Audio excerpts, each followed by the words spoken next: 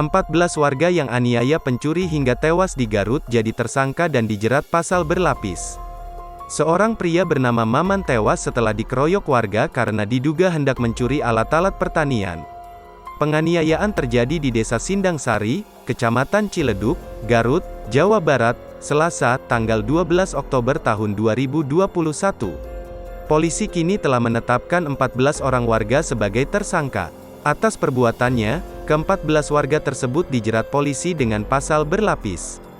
Kapolres Garut AKBP Wirdanto Wicaksono mengatakan, pasal-pasal yang akan menjerat para pelaku mulai dari pasal pembunuhan berencana dengan hukuman seumur hidup hingga pasal-pasal lainnya menyangkut pembunuhan.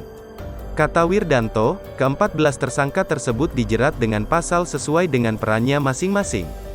Pasal akan kami sesuaikan dengan peran masing-masing. Ada yang ancaman hukumannya maksimal seumur hidup, ujarnya dikutip dari tribunjabar.id.